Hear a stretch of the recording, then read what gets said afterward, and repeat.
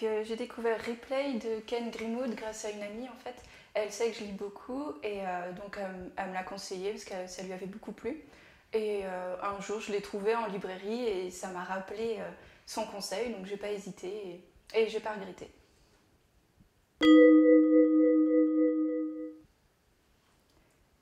Ce livre raconte l'histoire de Jeff.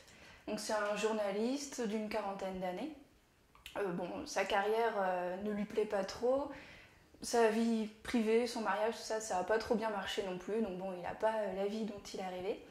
Et un jour, il est au téléphone avec sa femme, on sent qu'ils ont bien besoin de discuter de leur vie à deux, sauf qu'il décède d'une crise cardiaque en plein milieu de la conversation. Donc ça, c'est vraiment pour poser le plan. Et donc il se réveille à 18 ans dans sa chambre d'étudiant. Et il ne comprend pas trop ce qui se passe au départ, il se demande qu'est-ce qu'il fait là, tout ça, parce qu'en fait il se souvient de toute sa vie passée.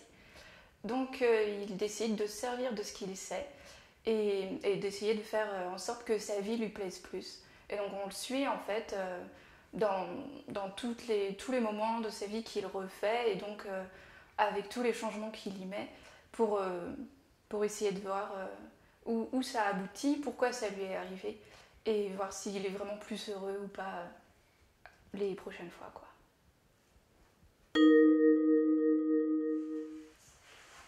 Donc ce que j'ai bien aimé dans ce livre, c'est déjà que l'histoire elle est vraiment bien menée.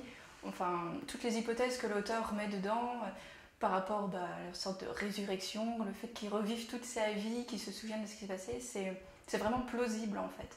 Donc ça m'a déjà beaucoup plu. Ensuite, il est vraiment très, très intéressant et on ne peut pas le lâcher, quoi. Enfin, une fois qu'on a commencé, on n'a qu'une envie, c'est vraiment de connaître la fin, tout, comment ça va aboutir. Et voilà, c'est vraiment un livre qui peut plaire à beaucoup de monde.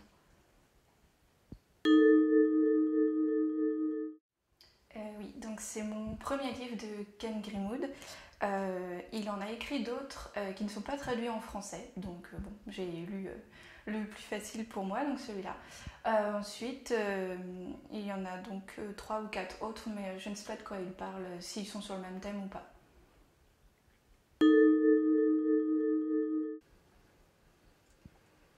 Oui, bien sûr.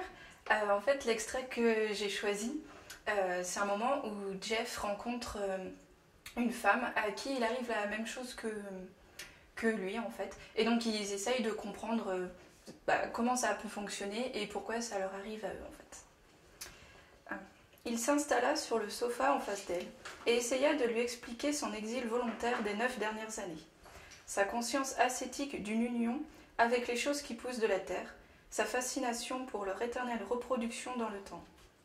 Entité vivante qui se dessèche pour pouvoir germer, fleurs et fruits verts qui reviennent à la vie sur les tiges ratatinées de l'année précédente. Elle hocha la tête, songeuse, tout en se concentrant sur un de ses mandalas complexes. « Avez-vous lu les hindous » demanda-t-elle. « Le Rig Veda, les Upanishads ?»« Seulement la Bhagavad Gita, il y a très très longtemps. »« Toi et moi, Arjuna, avons vécu de nombreuses vies, cita-t-elle aussitôt de mémoire. Je me souviens de toutes, tu ne te souviens pas. » Ses yeux brillèrent plus intenses. Parfois, je pense que ce texte parle en réalité de ce que nous vivons tous les deux. Non pas de réincarnation sur une échelle linéaire de temps, mais de petits bouts de l'histoire entière du monde qui ne cesse de se répéter, jusqu'à ce que nous comprenions ce qui se passe et soyons en mesure de rétablir le cours normal. Mais nous avons pris conscience de ce qui se passe, et cela n'a pas cessé. Peut-être cela continuera-t-il jusqu'à ce que tout le monde parvienne à la connaissance, dit-elle à mi-voix. Je ne crois pas. Nous avons su ce qui se passait sur le champ. Il semble bien que soit on reconnaisse le phénomène, soit on ne le reconnaisse pas. Tous les autres continuent de suivre les mêmes voies. Sauf les personnes dont nous influençons la vie. Nous pouvons provoquer des changements.